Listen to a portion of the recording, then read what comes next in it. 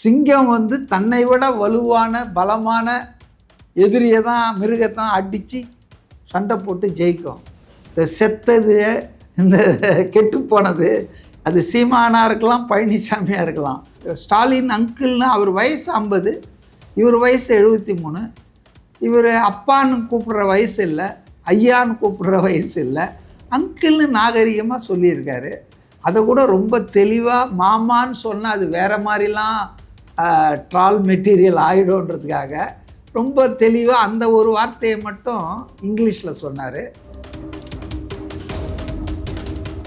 ஆனால் ரொம்ப அப்செட் ஆகிருக்கிறது திமுக மட்டும் இல்லைங்க, பிஜேபியும் இந்த மாநாடை பற்றி ரொம்ப அப்செட் ஆகிருக்காங்கன்னு தான் நான் நினைக்கிறேன். நேற்று வந்து விஜயனுடைய பேச்சு வந்து அநேகமாக எல்லாரையும் வந்துட்டு ஒரு நிமிர்ந்து பார்க்க வச்சுருக்கு. சாதாரணமாக விஜய் வந்து எல்லாம் கவர் பண்ணுவாங்க. ஆனால் நேற்று நடந்த நிகழ்ச்சியை வட இந்திய ஆங்கில ஊடகங்கள் கூட மிக அதிக அளவில் வந்து கவர் பண்ணதை என்னால் பார்க்க முடிஞ்சது. வந்து பிளாக்கில் சாப்பாடு விற்றாங்க, சாப்பாடு கூட அவர் போட முடியல அவங்க தொண்டர்களுக்குன்னு. மாநாடே வந்து மத்தியானம் 4 மணி 3 மணிக்கு தான் அனௌன்ஸ் பண்ணாங்க. ஒரு நாளைக்கு முன்னாலேயே போய் அவங்க தொண்டர்கள் உட்காந்துக்கின்னு ஸ்டேஜுக்கு பக்கத்தில் இடம் பிடிக்கணும்னா இஸ் இட் ப்ராக்டிக்கலி பாசிபிள்? 7-8 லட்சம் பேர் வந்தால் கூட பரிமாற முடியுமா? அப்படி பரிமாறினா கூட அதில் நல்ல சொல்லுவாங்க, புளி சாதம். அதாவது குறை சொல்லணும்னு இருக்கிறவங்க எப்படி வேணாலும் மாற்றி மாற்றி குறை சொல்லுவாங்க. ஆனால் இவங்கெல்லாம் என்ன நினைக்கிறாங்கன்னா, சினிமா துறையிலேருந்து வரக்கூடாது. சினிமா துறை ஜஸ்ட் லைக் எ ப்ரொஃபஷன் தானே, மெடிக்கல் மாதிரி, ஆர்ட் மாதிரி, லா மாதிரி. Cinema is a profession. அதுலேருந்து வரக்கூடாதுன்னா அப்புறம் எம்ஜிஆர் இதுலேருந்து வந்தார், ஜெயலலிதா இதில், ஏன் கருணாநிதி, அண்ணாதுரையெல்லாம் எதுலேருந்து வந்தாங்க? ஆல் ஃப்ரம் மூவிஸ் தான்.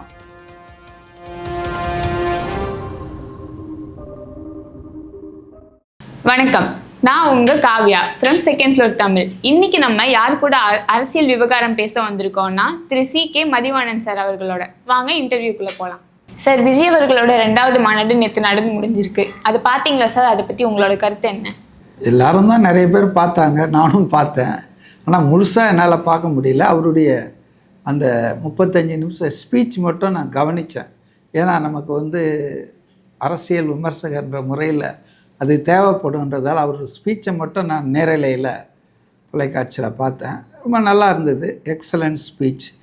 டீட்டெயில்டாக அவருடைய பொலிட்டிக்கல் இதை வந்து தெளிவாக சொல்லிட்டார். என்ன அவர் சொல்லணுமோ அதெல்லாம் தெளிவாக அவங்க தொண்டர்களுக்கு சொல்லிட்டார். அலையன்ஸ், அதே போல் பிஜேபி, டிஎம்கே, ஏடிஎம்கே, இந்த பார்ட்டிஸு இதை பற்றி, அதே போல் அலையன்ஸ் இருக்குமா இருக்காதா, அவர் 2க்குமே இல்லை அப்படின்லாம் சொல்ல, சஸ்பென்ஸில் வச்சுருக்கேனாரு. So that means still is hoping வேறு யாராவது கூட்டணிக்கு வருவாங்க அப்படின்றது. அதே போல் அவருடைய அந்த பழைய ஆஃபர் இருக்குது இல்லையா, அந்த அதிகாரத்தில் பங்கு, ஆட்சியில் பங்கு, அதையும் ரீட்ரேட் பண்ணார் இந்த வாட்டியும். அவ்வளோதான். அதை ஸ்பீச் நல்லா இருந்தது. வழக்கமாக நான் கூட முதல்ல எதிர்பார்த்தேன் ஒரு 4 நிமிஷம் 5 நிமிஷம் இப்படி பேசி முடிச்சிருவாரோன்னு. பட் மாநாடு நடந்ததே ஒரு மணி நேரம் 38 நிமிஷம். அதில் இவர் 35 நிமிஷம் பேசியிருக்காருன்றது கணிசமான பகுதி பார்ட் வந்து இவருடைய பேச்சு தான் அந்த மாநாட்டில்.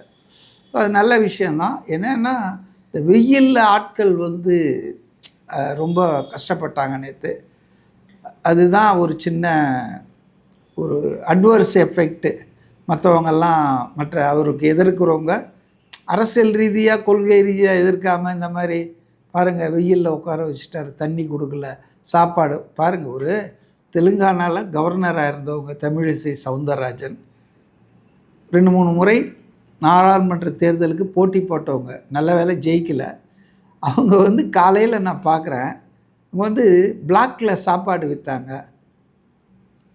சாப்பாடு கூட அவர் போட முடியல அவங்க தொண்டர்களுக்குன்னு. மாநாடே வந்து மத்தியானம் 4 மணி 3 மணிக்கு தான் அனௌன்ஸ் பண்ணாங்க. ஒரு நாளைக்கு முன்னாலேயே போய் அவங்க தொண்டர்கள் உட்காந்துக்கின்னு ஸ்டேஜுக்கு பக்கத்தில் இடம் பிடிக்கணும்னா இஸ் இட் ப்ராக்டிக்கலி பாசிபிள்? சாப்பாடு 4 லட்சம் பேர் 5 லட்சம் பேர் இல்லை 7-8 லட்சம் பேர் வந்தால் கூட பரிமாற முடியுமா? அப்படி பரிமாறினா கூட அதில் நல்ல சொல்லுவாங்க, புளி சாதம். அதாவது குறை சொல்லணும்னு இருக்கிறவங்க எப்படி வேணாலும் மாற்றி மாற்றி குறை சொல்லுவாங்க.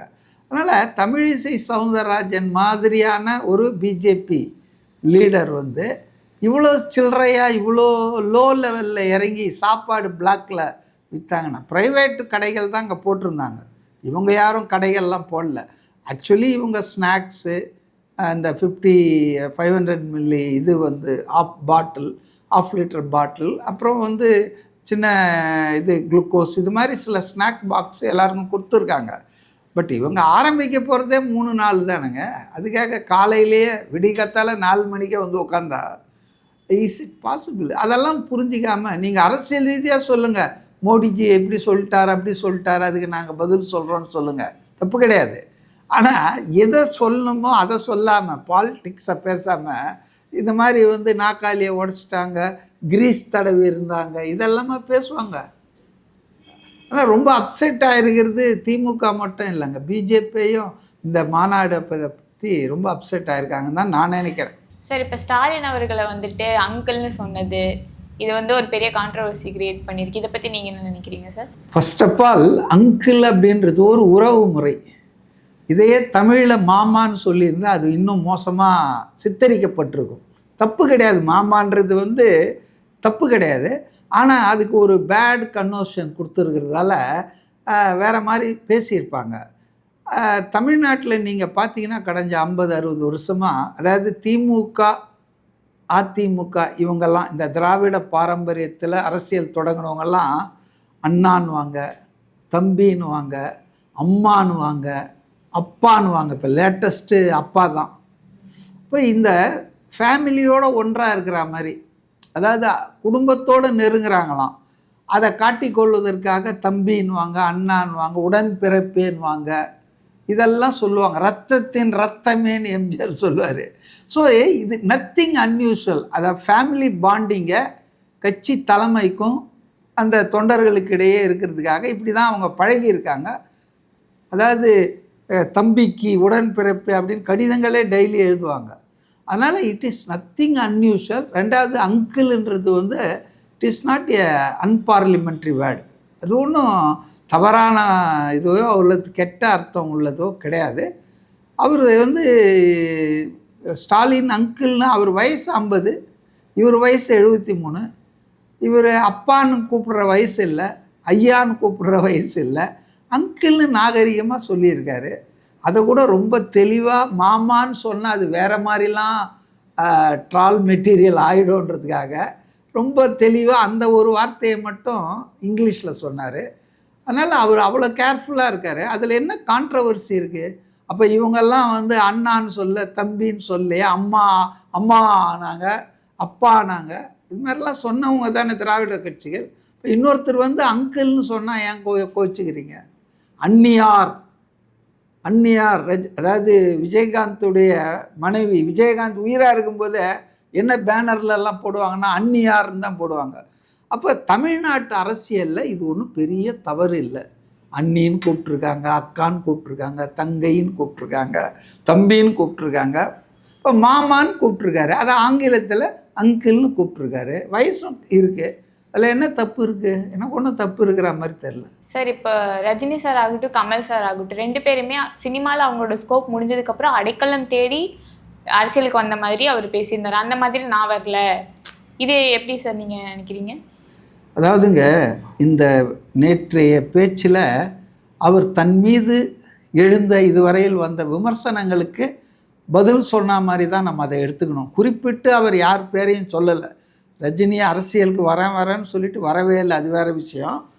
ரஜினிக்கு மார்க்கெட் போயிடுச்சா? இல்லையில்ல, இன்னும் ரிட்டையர் ஆகலை. அவரை ஏன் கொண்டு வந்து இதில் சேர்க்குறீங்க? கூலி படம் முடிச்சுட்டு இப்போ திருப்பி ஏதோ ஒரு படம் பண்ணிகிட்டு இருக்காங்க. அதனால் ரிட்டையர்டு ஆக்டரில் இவர் வரல. கமல்ஹாசனும் அதே கேட்டகரி தான், அவரும் படங்கள் தொடர்ந்து பண்ணிகிட்டு இருக்காரு. அதாவது மார்க்கெட் போன நடிகர்கள் சில பேர் அரசியலுக்கு வந்திருக்காங்க. பாக்கியராஜ், டி ராஜேந்தர், இப்படி சில பேர் அரசியல் கட்சியெலாம் ஆரம்பிச்சிருக்காங்க. அது மாதிரி நான் வரல. அதாவது அவர் மேலே இருக்கிற குற்றச்சாட்டுக்கு பதில் சொல்கிறாரு. It is not meant for Kamal Haasan or Rajinikanth. ஏன்னா அவங்க ஒன்றும் ரிட்டையர்ட் ஆகலை. ஒருத்தர் அரசியலுக்கே வரல, அதனால் அவருக்கு அது பொருந்தாது ரஜினிகாந்துக்கு. கமல்ஹாசனை பொறுத்தவரையில் அவர் அரசியலுக்கு வந்து அவர் வந்து தனி கட்சி ஆரம்பிச்சிருக்காரு. ஆனால் அது ஒன்றும் பெரிய இதுவாக இல்லை. ரிட்டையர்டுன்றது சொல்ல. ஆனால் இதுக்கு முன்னால் சில பேர்லாம் வந்திருக்காங்க. சரத்குமார் அவர் வந்து தனி கட்சி வச்சு அப்புறம் பாஜகவில் போய் ஐக்கியமானார். அது மாதிரி நிறைய பேரை சொல்ல முடியும். அதனால் குஷ்புலாம் வந்து எப்போ உண்மையிலே ரிட்டையர் ஆன பிறகு தானே அவங்க வந்து சின்னத்திரையிலேருந்து ரிட்டையர் ஆன பிறகு தான் அவங்க வந்து திமுகவில் சேர்ந்தாங்க. அப்புறம் காங்கிரஸில் இப்போ பாஜகவில் இருக்காங்கன்னு நினைக்கிறேன் இல்லையா? அதில் தானே இருக்காங்க, இன்னும் நவரில் வேறு ஷிஃப்ட் ஆகல. ஸோ அதனால் இப்படி சில பேர் போல் என்ன நினைக்காதீங்கன்னு தான் அவர் சொல்ல வந்திருக்காரு அப்படின்னு நான் நினைக்கிறேன். அதாவது நான் வந்து கேரியரில் வந்து செல்லா காசாயோ மார்க்கெட்டில் விலை போகாமலோ நான் இங்கே வரல. அதுக்கு மாறாக 30 வருஷமாக தமிழ்நாட்டு மக்கள் என்னை உச்சியில் வச்சு கொண்டாடி இருக்காங்க. நான் இந்த அளவுக்கு உயரத்தில் இருக்கிறதுக்கு தமிழ்நாட்டு மக்கள் தான் காரணம். அவங்களுக்கு ஏதாவது நன்றி கடன் செலுத்தணும்னு நான் நினைக்கிறேன். அது செலுத்தினா கூட இந்த ஜென்மத்தில் அது முடியுமான்னு எனக்கு தெரியல. அவர் உருக்கமாக தான் பேசினார். அதில் ரொம்ப சில வக்கர புத்தி உள்ளவர்கள் தானே அதை வந்து வேறு மாதிரி பேசுவாங்க. அதனால் நான் ஏதாவது செய்யணும்னு சொல்லிட்டு தான் என் கேரியரில் உச்சத்தில் நான் இருக்கும்போது வருமானம் அதெல்லாம் விட்டுட்டு நான் வந்தேன் அப்படின்னு சொல்லத்தான் தன்னிலை விளக்கமாக தான் நான் பார்க்குறேன். அவர் மீது எய்தப்படும் அம்புகள் இருக்கு இல்லையா, விமர்சன அம்புகள். இப்போ இன்னைக்கு காலைல கூட பார்த்தேன் செய்தி, எடப்பாடி பழனிசாமி பேசியிருக்கார் காஞ்சிபுரத்தில் நேற்று. இந்த மீட்டிங்கில் அவர் பேசுறதுக்கு இம்மிடியேட் ரியாக்ஷன் கொடுத்துருக்காரு. என்ன சொல்கிறாரு, என்ன இவர் வந்து கேரவானில் உட்காந்துட்டு சினிமாவில் நடிச்சுட்டே நேராக அடுத்தது செயலகத்துக்கு வந்து சீஃப் மினிஸ்டர் ஆகிடுவாரா? நாங்கள்லாம் 50 வருஷம் உழைச்சிருக்கோம், 40 வருஷம் உழைச்சிருக்கோம். சிலுவம்பாளையத்தில் நான் கிளை செயலாளர்லேருந்து அவர் ஹிஸ்ட்ரியை சொல்கிறாரு. ஆனால் மக்கள் எழுச்சி என்பது ஒரு நாளில் நடந்துடுங்க. அதாவது ரெவல்யூஷன்றாங்கள, புரட்சின்றாங்கள, அது ஒரு நாளில் நடக்கும். அதனால் வந்து இதுக்கெல்லாம் வந்து 25 வருஷம் 35 வருஷம்லாம் தேவையில்லை. நான் பல இடங்களில் சொன்னது தான். அரவிந்த் கெஜ்ரிவால் டெல்லி சீஃப் மினிஸ்டர் ஆகிறதுக்கு முன்னால் அரசியலில் எத்தனை நாள் இருந்தார், எத்தனை மாதங்கள் இருந்தார்னு கேளுங்க. ஆந்திராவில் சீஃப் மினிஸ்டர் ஆகிறது மேலே என்டி ராமாராவ் கட்சியை எப்போ தொடங்கினார்? 10 மாதத்தில், 1 வருஷம் கூட கிடையாது. விஜயாவது கட்சி தொடங்கி 1.5-2 வருஷம் ஆக போது, எலெக்ஷன் போது அநேகமாக 2.5 வருஷம் ஆகிடும். எம்ஜிஆர் வந்து 5 வருஷம் கழித்து தான் ஆனார் அப்படின்னு சொன்னார். 72 கட்சியை தொடங்கினார். he was waiting for the next election. Unfortunately election 77 தான் வந்தது. அநேகமாக அவர் 73 எலெக்ஷன் வந்திருந்தாலும் ஜெயிச்சிருப்பார் எம்ஜிஆர். அதாவது கருணாநிதி வந்து பிகம் ஏ ஸோ அன்பாப்புலர்.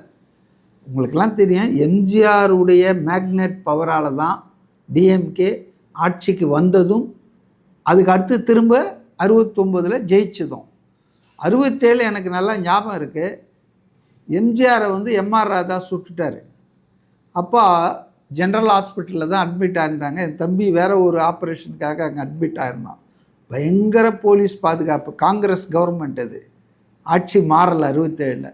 இப்போ எம்ஜிஆருக்கு வந்து இந்த இடத்துல பெரிய பிளாஸ்டர் போட்டிருந்தாங்க கழுத்தில் தான் சுட்டார் எம்ஆர் ராதா. அப்போ அந்த போஸ்டரை போட்டு அண்ணாதுரை தமிழ்நாடு பூரா போட்டார். வேறு ஒன்றும் இல்லை. இதுதான் அன்னைக்கு ஆட்சி மாற்றத்துக்கு மிக முக்கிய காரணம் நான் நினைக்கிறேன். ஏன்னா திமுகவே தாங்கள் ஆட்சியை பிடிப்போன்னு நம்பலை. முதல் தேர்தலில் ஒன்றும் வரல, 2வது தேர்தல் 15, அப்புறம் ஒரு 50, அப்படி தான். அடுத்தது இதில் ஒரு 70 வரலான்னு தான் நினச்சாங்க. இல்லைன்னா அண்ணா வந்து எம்பி சவுத் சென்னையில் எம்பிக்கு போட்டி போட்டு எம்பி ஆகிட்டார். இப்போ எம்எல்ஏவாக இருந்தால் தானே முதலமைச்சர் ஆக முடியும்.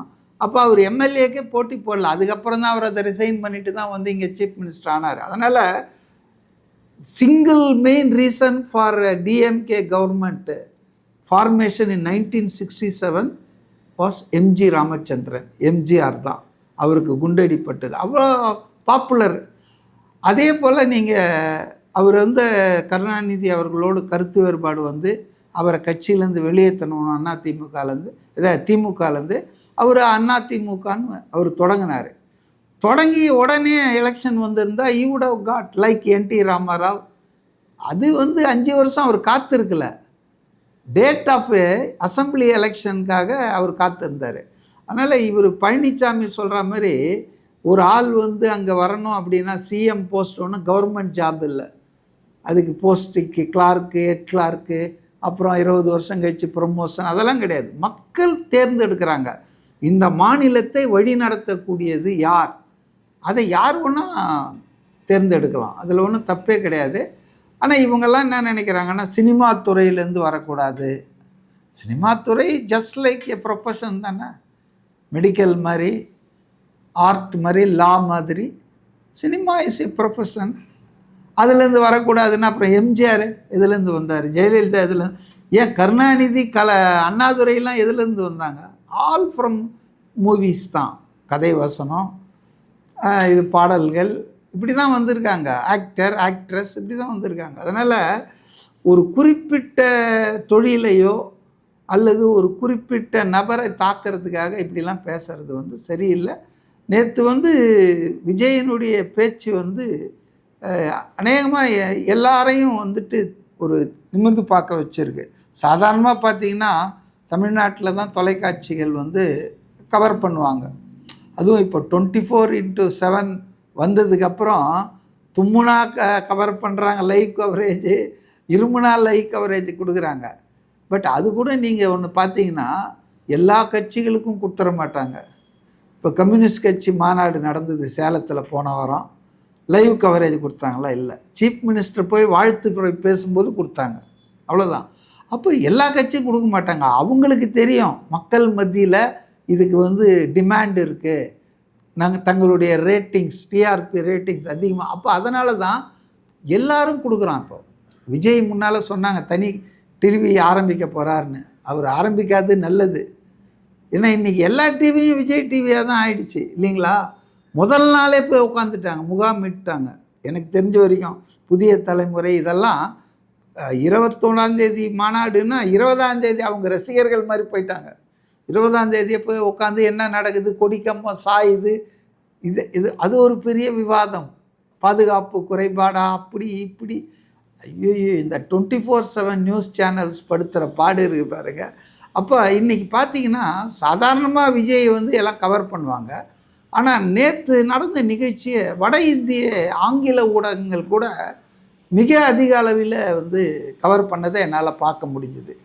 அவங்கெல்லாம் ரொம்ப மேசிவ் ரேலி, அது பெரிய இது king or king maker, Vijay will be a king or king மேக்கர்ன்ற அளவுக்கு டிபேட்ஸ் நடத்துகிறாங்க. NDTV, times now, India today எல்லாத்துலேயும். அப்போது நேற்று நடந்த அந்த மகாநாடு ஒரு மிகப்பெரிய தாக்கத்தை மாநில அளவிலேயும் அகில இந்திய அளவிலும் ஏற்படுத்தி இருக்கிறது என்பது எல்லாரும் ஒத்துக்க வேண்டிய ஒரு உண்மை தான். அந்த வகையில் விஜய் வாஸ் சக்ஸஸ்ஃபுல்.